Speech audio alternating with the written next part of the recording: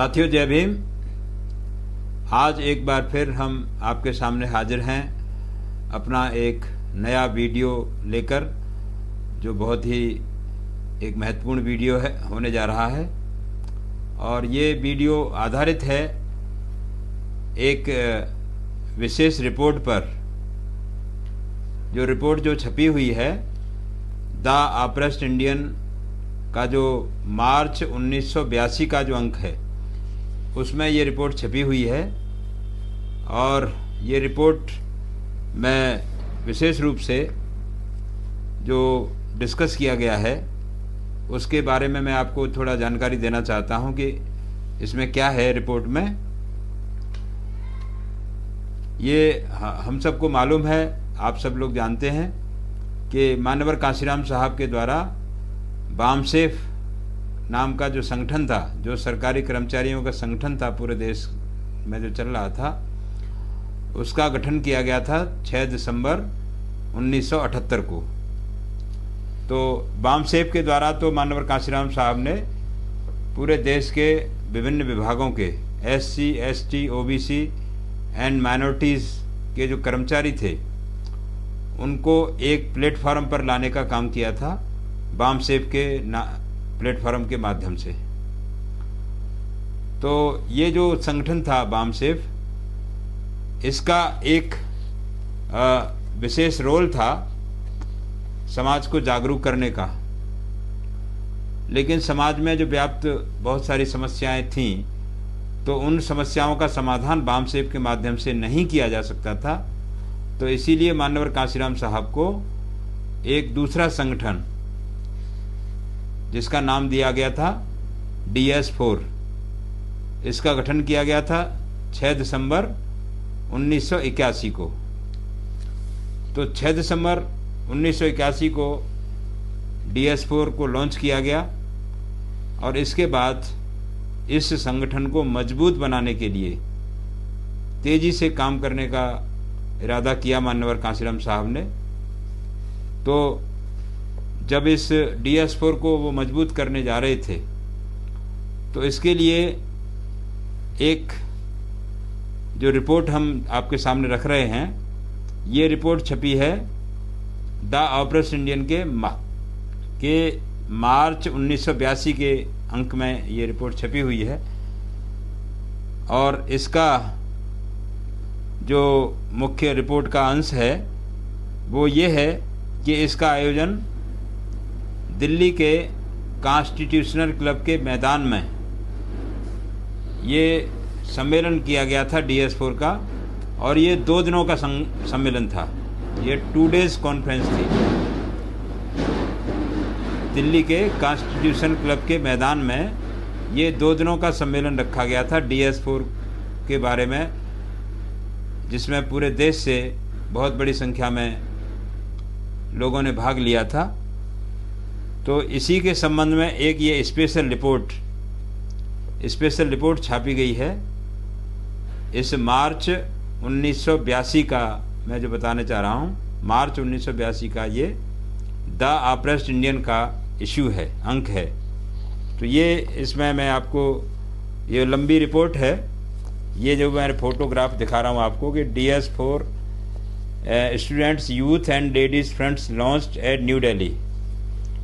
ये रिपोर्ट का हेडिंग आप अच्छी तरह से देख पा रहे होंगे कि जो लिखा है रिपोर्ट, स्पेशल रिपोर्ट है ये, जिसका हेडिंग है DS4 students youth and ladies fronts launched at New Delhi. तो ये विशेष रूप से युवाओं के लिए, स्टूडेंट्स के लिए और लेडीज़ के लिए, ये बहुत बड़ा वर्ग होता है समाज में, युवाओं का, छात्रों का और महिलाओं का। तो उसको भी संगठन से जोड़ने के लिए एक बहुत ही बड़ा कार्य किया जाना था। तो जो मानवर कांशीराम साहब, क्योंकि हर चीज़ को बहुत ही गहराई से सोचते थे कि केवल सरकारी कर्मचारियों के संगठन बनाने से ही हमारी समस्याएं हल नहीं हो सकती हैं। इस देश में सरकारी कर्मचारियों तो बहुत कम हैं, लेकिन उनके जो परिवार हैं उनको भी इस संगठन से जोड़ा जाए, तो इसके लिए ये DS4 बनाया गया था। तो मैं ज़्यादा समय ना लेते हुए, क्योंकि रिपोर्ट लंबी है, ये एक वीडियो में तो कवर नहीं हो सकती, हो सकता है इसके वीडियो मुझे ज़्यादा बनाने पड़े, तो मैं इसमें शुरू कर रहा हूँ। ये इसमें जो सबसे पहला फोटोग्राफ से ही इसमें लिखी गई है जो बात, कि mister Kashiram addressing his chief address in the launching conference को लॉन्च करते हुए जो मानवर काशीराम साहब ने भाषण दिया था, वो फोटो DS4 का इसमें छपा हुआ है। तो आगे जो रिपोर्ट में लिखा है इंग्लिश में, immediately after launching of DS4 Dalit Shoshit Samaj Sangharsh Samiti on December 6, 1981 at New Delhi, the buildup progress was started in a big way. DS4 का गठन 6 दिसंबर 1981 में होने के बाद इसको मजबूती प्रदान करने के लिए हमारा कार्य शुरू हो चुका है। Inspired by the activities of BAMSEF in past few years, the students, youth and ladies, especially the families of educated employees, came forward to shoulder the responsibility of DS4। BAMSEF की गतिविधियों से हमें जो एक बहुत ही बल मिला है, तो BAMSEF के जुड़े हुए जो साथी हैं, उनके परिवार से जुड़े हुए स्टूडेंट हैं, छात्र हैं, युवा हैं और महिलाएं हैं, जो कर्मचारियों के, जो पढ़े लिखे कर्मचारियों के परिवार से स्टूडेंट्स, यूथ एंड लेडीज़, तो उनको जोड़ने के लिए हमें आगे आने का मौका मिला है। During the very first 2 months 10 big functions mostly in the form of regional conferences were held। केवल पिछले 2 महीने में ही DS4 ने जो जिम्मेदारी उठाई, उसके माध्यम से 10 बड़े शहरों में हमारे बड़े बड़े कार्यक्रम आयोजित किए गए, और जो देश के कई हिस्सों में कार्यक्रम आयोजित करने का हमको मौका मिला है। The response of students, youth and ladies was very enthusiastic. इसमें स्टूडेंट्स का, यूथ का और लेडीज़ का उत्साह बहुत चरम पर देखने को मिला। बहुत बढ़ चढ़ करके स्टूडेंट्स के द्वारा इन कॉन्फ्रेंसेस में, इन सम्मेलनों में भाग लिया गया। Their participation was indicative of their deep desire to involve themselves in the struggle of oppressed and exploited society for human rights and equality.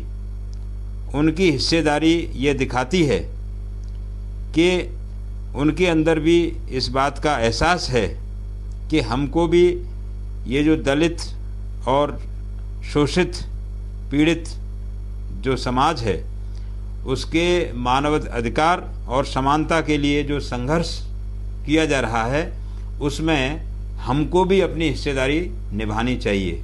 जिस तरीके से बहुत बड़ी तादाद में स्टूडेंट्स और लेडीज़ ने, यूथ ने कॉन्फ्रेंस में भाग लिया, तो उससे ये लगा कि उनको भी, उनके अंदर बहुत बड़ी इच्छा है कि हमको भी ऐसे आंदोलन में बढ़ चढ़ करके भाग लेना चाहिए।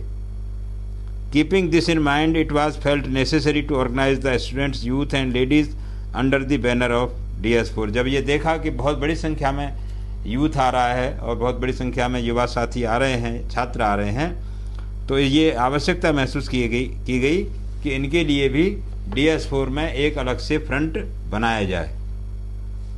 To launch these 3 fronts for them, a conference was held in New Delhi on 26th and 27th February 1982 at constitutional club loans.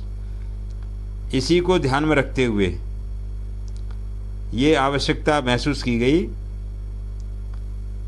कि इनका अलग से फ्रंट बनाया जाए, और इस फ्रंट को लॉन्च करने के लिए ये कौन कौन से फ्रंट, 3 तरह के फ्रंट बनाए गए।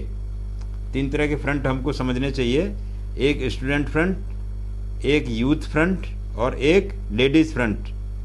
तो ये 3 फ्रंट बनाए गए थे और इनको लॉन्च करने के लिए एक कार्यक्रम रखा गया नई दिल्ली में 26 और 27 फरवरी 1982 को, और स्थान था कॉन्स्टिट्यूशनल क्लब नई दिल्ली का मैदान। The organisers were expecting about 500 delegates from students, youth and ladies to attend the conference.